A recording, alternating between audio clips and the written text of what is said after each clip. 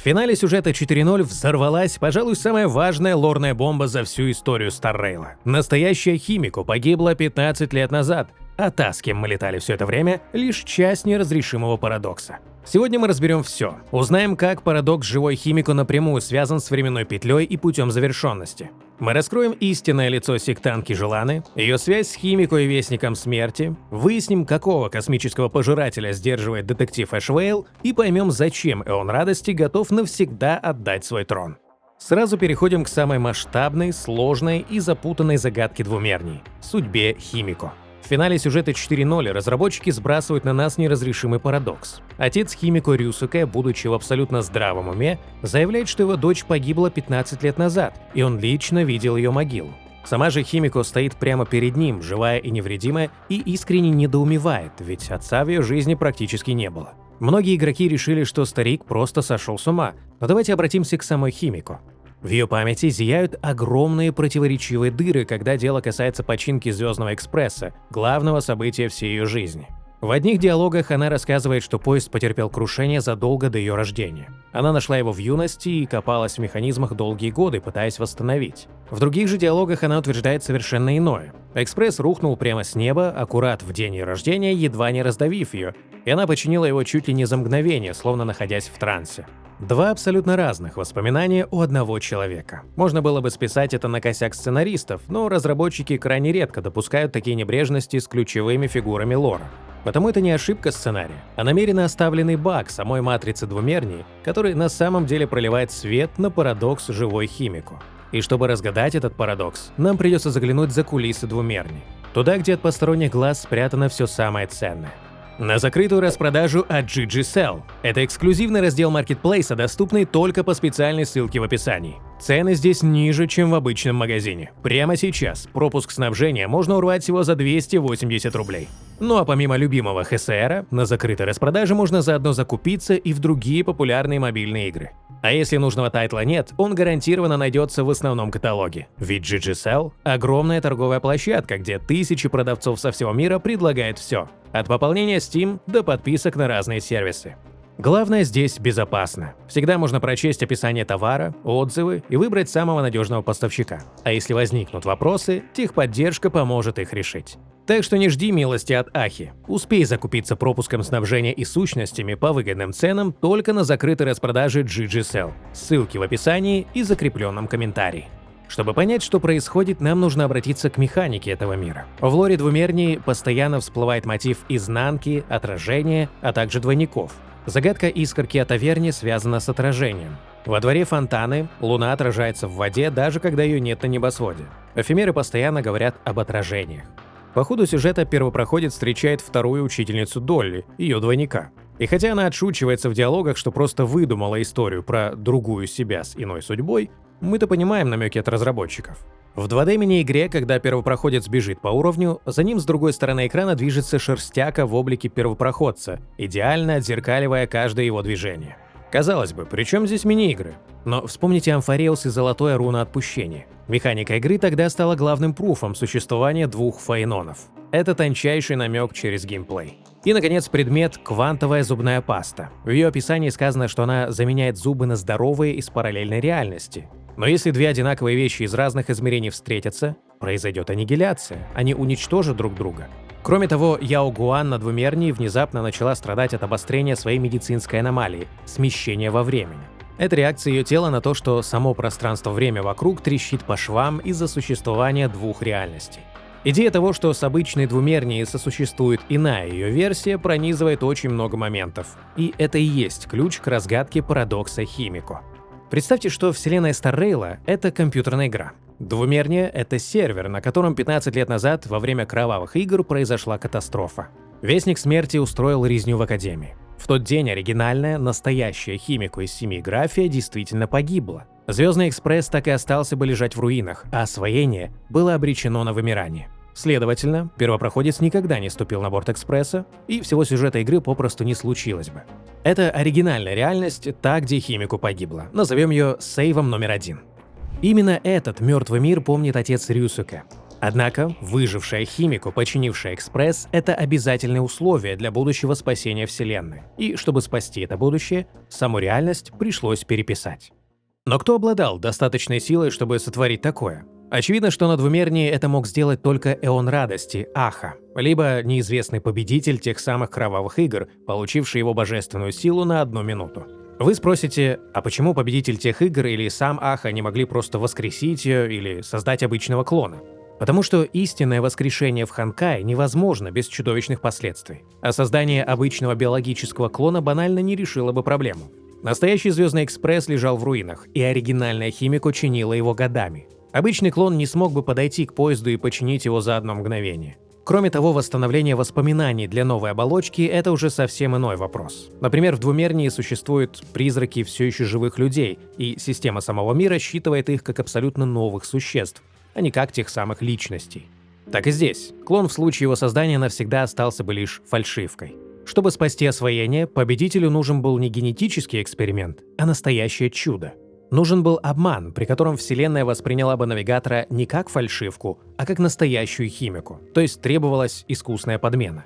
Вспомните Отто Апокалипсиса из Ханкай Импакта. Чтобы спасти свою возлюбленную, ему пришлось обмануть само мироздание, создав совершенно новую ветку реальности и вырастив новый лист – новый мир на древе. Здесь провернули схожий трюк, тем более, что мы находимся в двумерии, мире, который буквально работает как нарисованный холст. Мертвую реальность Save 1 нельзя было просто удалить или стереть, потому что свершившиеся события во Вселенной не исчезают бесследно. Эту мертвую информацию все равно нужно было куда-то спрятать. Поэтому неизвестный победитель тех игр, получив божественную силу Ахи, взял мертвую реальность с плохой концовкой, наш Save 1, и скинул ее на невидимую изнанку двумерний.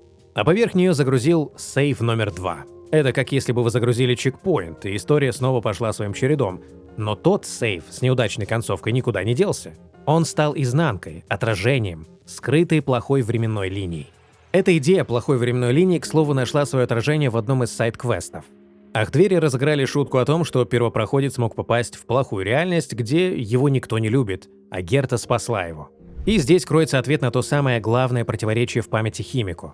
Почему официальная база данных гласит, что Экспресс лежал в руинах годами, а наша Химико помнит, как он упал прямо с неба в аккурат 15 лет назад? Да потому что Экспресс невозможно продублировать. Это уникальный артефакт эона освоения. Создатель новой реальности мог нарисовать фальшивую Химико, но ему нужен был настоящий поезд. Поэтому он буквально выдернул оригинально разбитый Экспресс с мертвой изнанки, Save 1, и перенес его на лицевую сторону, Save 2, сбросив прямо на свежесозданную копию Химико. Для остальной вселенной этот поезд все еще древний исторический артефакт, а для нашей Химико это чудо, буквально упавшее с небес в день ее искусственного рождения. Таким образом, в этой новой реальности на лицевой стороне была искусственно создана копия Химико, сложный фантазм. Чтобы она смогла запустить поезд, ей прямо в мозг подгрузили нужные данные. На это намекает формулы в классе учительницы Долли. Она преподает искусство рисования, но на полу ее кабинета написаны сложнейшие формулы аэродинамики, гравитации и астрофизики. Вот и выходит, что новая Химико в трансе починила Экспресс, искренне поверила в это и вырвалась в реальный космос. И здесь возникает логичный вопрос. Если наша Химико — это фантазм, то как она смогла выжить в космосе вдали от излучения фонтаны? Ведь фантазмы не могут покинуть двумернюю. Ответ же заключается в том, что Химико стала навигатором. Миллионы людей по всей галактике верят в Звездный Экспресс. Эта вера, эта надежда тысяч спасенных миров работает как гигантский аккумулятор силы желания, который поддерживает форму Химико. Такова текущая теория, чтобы разрешить это противоречие. Однако почему отец Рюсуке помнит ее смерть, а другие персонажи реагируют на Химико нормально? Видимо, Рюсуке — это остаточный код, человек из оригинальной реальности, из Сейва 1, чья память каким-то образом просочилась с изнанки. Он помнит истинный ход вещей. Наша же Химико — это искусственный элемент, живущий по чужому паспорту. И пока она летала далеко в космосе, Вселенная закрывала глаза на этот обман. Но как только она вернулась на место своего собственного убийства, система выдала критическую ошибку. На одной планете, в одной точке пространства оказались живая копия, могила оригинала и противоречие в починке Экспресса. Этот квантовый парадокс – истинная причина того, почему Эванесса постоянно видит кошмары. Вспомните ее катсцену. Она просыпается от сна, где Экспресс взрывается, и говорит: «Похоже, Экспресс вновь выбрал не тот маршрут». Слово «вновь» выдает ее с головой. Эванесса — это системный администратор, наблюдатель. Ее книга «Манга» — это программный код реальности. На обложке нарисовано крушение поезда из оригинального сейва 1, а внутри — прибытие экспресса в наше время из сейва 2. Ванесса помнит и видит обе реальности. Во снах она раз за разом сдерживает ту самую плохую временную линию с изнанки, потому что двумерие сейчас находится в состоянии квантовой суперпозиции. Два взаимоисключающих исхода пытаются существовать в одном месте одновременно, и этот парадокс грозит разорвать мир на части. Именно Ванесса озвучивает главный закон Вселенной. Время не стоит на месте, и как бы давно не были разделены причина и следствие, их неизбежно ждет ужасное воссоединение. Что это значит на практике? Древо мнимости — это строгий механизм. В нормальном мире причина, гибель Химико 15 лет назад, должна была привести к закономерному следствию. Звездный экспресс навсегда остался бы гнить в руинах. Но кто-то разорвал эту цепь. Наша текущая реальность, где подчиненный экспресс бороздит космос под руководством живой Химико, это грандиозное, искусственное следствие, у которого буквально украли его настоящую причину, подменив ее квантовой копией. Механизм Вселенной увидел, что следствие, подчиненный поезд, прилетел прямо на место своей настоящей причины – могилу оригинала. Система выдала критическую ошибку, требуя воссоединить их и уничтожить этот парадокс. Сама Химико, видимо, подсознательно знает правду. В бортовом журнале «Экспресса» Март находит старую подпись навигатора. В русской версии ее перевели как «Гра», намекая на фамилию Графия. Но в китайском оригинале и английской версии там четко написано «Мура», то есть «Мурата». Наша искусственная Химико не имеет прав на фамилию Графия, ведь настоящая наследница мертва. И этот локализованный след с именем Мурата – тончайший намек от разработчиков на то, что перед нами не оригинальная девушка с двумерней, а ее квантовая копия.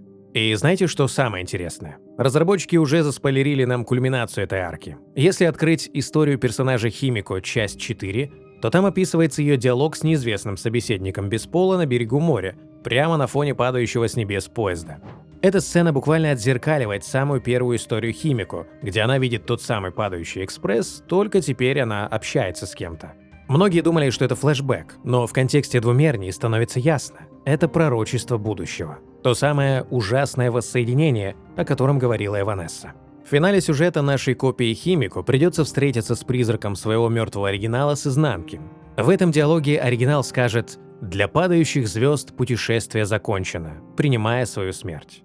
На что наша Химико ответит: «А по-моему, их путешествие только начинается».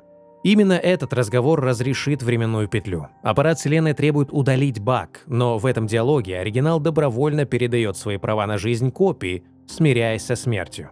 В этот момент наша копия забирает судьбу оригинала себе. Она доказывает древу мнимости, что ее искусственная жизнь, ее связи с Вельтом, Мартой и первопроходцем сделали ее на 100% настоящим человеком. Искусственное следствие становится действительным, парадокс исчезает, и двумерная спасена от аннигиляции. Такова текущая теория. Но тем не менее остается главный вопрос: почему вообще образовалась эта изнанка мира? Кто ее создал? Наиболее вероятно, что это совершил победитель Кровавых игр 15 лет назад. Этот неизвестный победитель получил свою божественную минуту и пожелал спасти Экспресс и Химико. А Эон Радости, обожающий Акивили, исполнил это желание, обманув саму смерть и создав эту сложную систему сейвов. И здесь кроется финальный твист. Еще на станции Герты в самом начале игры Химико бросила странную фразу. Она сказала, что первопроходец источает знакомую ауру, но его личность ускользает от нее. Как мы знаем из лора игры, Эон Терминус и его путь завершенности, по которому следует первопроходец, двигаются во времени вспять. Что если в грядущих патчах герою придется отправиться в прошлое? Буквально вернуться на 15 лет назад, победить в Кровавых играх и своими руками попросить Аху создать этот сейв 2 с живой Химико, чтобы она улетела в космос и встретила первопроходца в будущем.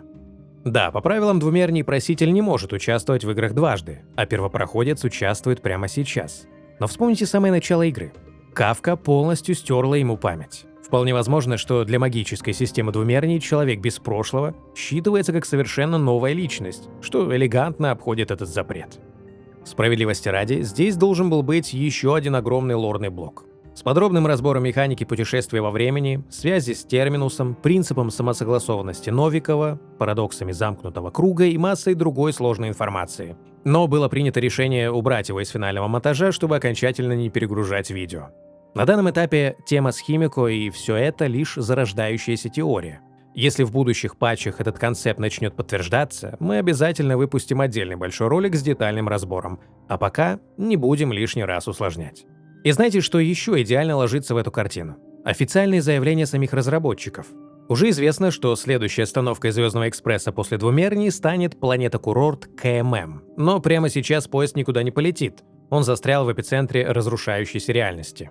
Чтобы завести двигатели и покинуть этот мир, нашей химику придется пройти через кульминацию своей истории. Ей нужно будет встретиться с призраком прошлого, разрешить парадокс и доказать Вселенной свое право на жизнь. И кто знает, возможно, по старой традиции Звездного экспресса, это принятие себя пробудит в ней совершенно новые силы. Мы увидим навигатора с новой стороны, а химику получит новую форму как игровой персонаж.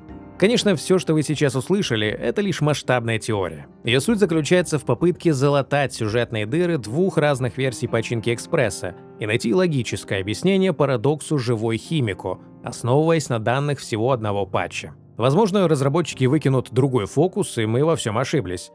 А может быть, предугадали финал на все 100%. Но слова Ванессы не оставляют сомнений. Нас ждет очередная временная петля и суровые законы причины и следствия. Что же касается изнанки и отражений, они почти наверняка существуют. На это указывает слишком много прямых намеков, что были озвучены ранее в ролике. Ситуация очень сильно напоминает Амфареус. Тогда игроки с самого начала догадались, что мир в симуляции и существует два отдельных Фейнона, хотя сюжет официально подтвердил это лишь гораздо позже. Смело опускайтесь в комментарии и пишите, что думаете об этой теории. Указывайте на ошибки, делитесь своими мыслями, абсолютно все комментарии читаются. Но пока древо пытается разрешить квантовый парадокс химику, сама двумерния стремительно гниет изнутри. И главная угроза текущих игр — это не системные баги матрицы, а вполне реальный монстр, скрывающийся за лучезарной улыбкой. Перейдем к желанию и ее культу. После нового материала можно практически с полной уверенностью сказать, что Желана, медиамагнат двумерний и глава культа, является или вестником смерти, или связана с ним. В прошлом ролике была высказана теория об этом, базирующаяся на том, что члены ассоциации крутились вокруг общего желания до их убийства. Трансляция же разработчиков приоткрыла детали. Они действительно, видимо, связаны с гибелью банды. Кутиба и Эшвейл принялись за расследование, и главным подозреваемым сейчас является именно ассоциация. На деле их как антагонистов затизерили еще в самом начале сюжета двумернии, при столкновении с одной из культисток. В новом трейлере же они изображены с криповыми улыбками вместо лиц, а вместо голов – цветки лотоса. Лотос традиционно является символом просветления и мудрости, отречения от страданий. И в таком контексте лотос как символ желаны и ассоциации был выбран неспроста. Для них освобождение от страданий при помощи операции счастья, видимо, и есть то самое просветление от людских мирских забот, где остается лишь безумное стремление к счастью. Их операция счастья постепенно развивается. Раньше это была дорогая операция, а сейчас рекламируют, что достаточно одного укола. Сама же Желана – медиамагнат, которой приковано огромное внимание как к выжившей после кровавых игр 15-летней давности и владелице Желана ТВ. И в этом заключается проблема. В двумерней популярности внимание – фактически оружие. Это можно использовать для своих целей, чтобы собрать силу желания с людей. И если принять за факт, что Желана и ассоциация действительно антагонисты, то вырисовывается плачевная ситуация. Желана обладает способностью к гипнозу и может чувствовать желания иных людей. Если каким-то образом она сумеет использовать прикованное к ее персоне внимание и обрести огромную силу желания, последствия будут катастрофическими. Культисты пойдут еще дальше. Они не просто будут делать уколы, а запустят настоящий вирус счастья, подобно тому, что хотела сделать Искра. Любой обычный человек, который попадет под его воздействие, будет ненасытно желать радости, позабыв о любых горестях, а Желана станет тем самым центром. Вполне возможно, что именно она обладает текущей маской Ктулху. Это объяснило бы, для чего она провернет трюк с вирусом, ее силы и способности. Единственное, что хочется отметить, вероятно, Желана просто подражатель Вестника. Тяжелая травма из-за гибели одноклассников, а Желана, к слову, в день резни была дежурной, окончательно сломала ее психику и привела к поискам истинного счастья, которое она в итоге и нашла в этой операции. Добавим сюда и тот факт, что она якобы слышит откровения самого Ахи. В итоге складывается идеальная картина. Асад Прамат, уничтожитель радости, любитель поиздеваться над самой концепцией счастья и разрушать миры с помощью затяжных шуток, дергая за ниточки, повел Желану и ассоциацию по скользкой дорожке. Операция счастья же идеально вписывается в его подход. Вырезать себе способность чувствовать боль, просто чтобы потом погибнуть из-за этого, именно то, что он бы сделал. Но не стоит списывать со счетов Кутибу. Нам же указали, что проситель не может принять участие в играх дважды. Вот и выходит, что Желана – подражатель, а Кутиба – настоящий вестник. В традиционных детективах такой ход часто используют, когда маньяк пытается осознанно или неосознанно подражать иному убийце. Прямо как в сериале «Ганнибал» или в фильмах серии «Пила», где за громким подражателем всегда стоит истинный кукловод. Если Желана и ассоциация действительно готовят масштабный вирус счастья, то очевидно, что обычные полицейские двумерние их не остановят. Здесь нужна рыба покрупнее – Эшвейл. Новые официальные трейлеры наконец-то пролили свет на его истинную природу. В нашем прошлом разборе мы оказались абсолютно правы. Детектив действительно неразрывно связан с путем ненасытности. Теперь это подтверждено. В руке Эшвейла скрывается кусачая тень, способная призывать голодных тварей. Разработчики раскрыли и то, почему его называют воплощением смерти. Дело в том, что Эшвейл не просто ловит преступников. Он, похоже, их буквально сжирает. Именно поэтому в его расследованиях так часто случается, что от подозреваемых не остается даже следа. Такова его жуткая, бескомпромиссная справедливость. Но здесь возникает логичный вопрос. Насколько Эшвейл контролирует этот процесс? Находится ли он в сознании, когда выносит такой приговор, или же это вселенский голод? Это проклятие, которое он отчаянно пытается подавить, запирая себя в холодильнике. В своем новом трейлере он предстает не просто как сыщик, а как настоящий скандинавский Фенрир. В его дизайне заложен четкий мотив космического волка, хтонического пожирателя миров, который воет на небесное светило. И вполне возможно, что в грядущем финале игр его главной целью станет сама Фонтана – нарисованная луна двумерней. Мы подходим к главному объекту грядущего сюжета – Фонтане, луне двумерней. Она висит в нарисованном небе не просто для красоты. Согласно лору, Фонтана является гигантским аккумулятором. Она собирает силу желания людей и буквально освещает жизнь всех фантазмов. Теоретически, если кто-то сумеет захватить эту луну и взять ее под контроль, силы этого существа возрастут до невообразимых, божественных масштабов.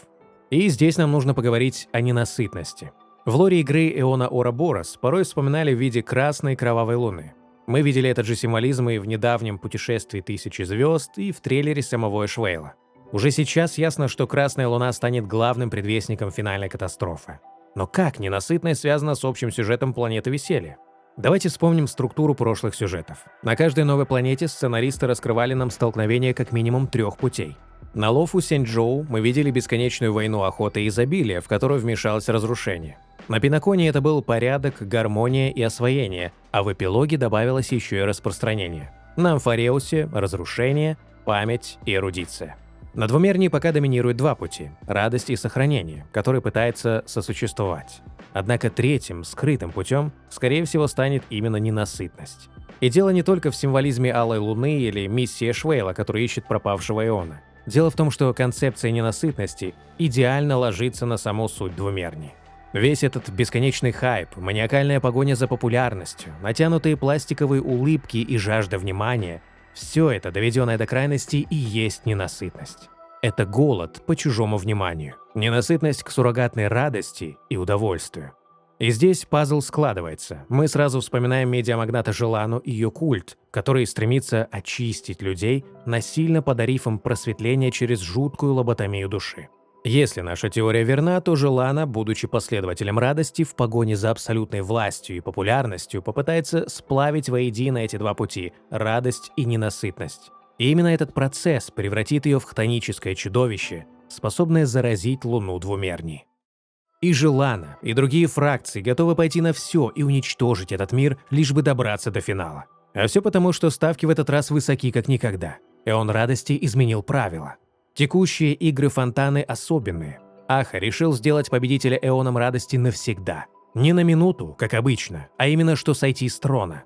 Мотивы пока неизвестны, видимо, Ахе это показалось забавным. Это довольно любопытная вещь, поскольку точной механики подобного мы не знаем и можем лишь гадать. Дело в том, что при прошлых играх победители по сути получали его силу лишь на минуту, и при этом трактовка их желания всегда оставалась за самим Ахой. Например, воссоздание загробного мира, когда он вытянул жаждущих кары из небытия. Можно дополнительно вспомнить также и случай, когда Аха передал силу червю, чтобы посмотреть, сможет ли тот стать гением. Как же все произойдет сейчас, непонятно. Эоны в своей сути — это воплощение концепции, однако они действительно существуют и их можно ранить. Если вспомнить сюжет Пиноконии, то в нем Воскресение фактически стал новой Эной, заменив и воскресив тем самым Эона порядка. Видимо, нечто подобное планируется и с радостью. Аха просто передаст силу, и то существо, что было Эоном радости до этого, исчезнет, а на смену ему придет иное. Надеемся, что суть ясна. Любопытен тот факт, что в трейлере «Путешествие тысячи звезд» существо в облике Ахи говорило об объявлении войны Нануку, однако теперь вдруг решает передать свою силу навсегда. Либо это многоходовочка от Ахи, где этой самой передачей силы и созданием нового Эона он фактически и идет против Нанука, либо это все просто его большой троллинг. Смешно окажется, если в критический момент Аха объявится вновь и просто отберет силу обратно. Это, конечно, в том случае, если сам Аха продолжит существовать, ибо, повторимся, точная механика этого процесса пока не ясна. Обязательно посмотрите прошлый ролик по подсказке на экране. Поддержать выход новых видео можно донатом или подпиской на Бусти. Спасибо за просмотр.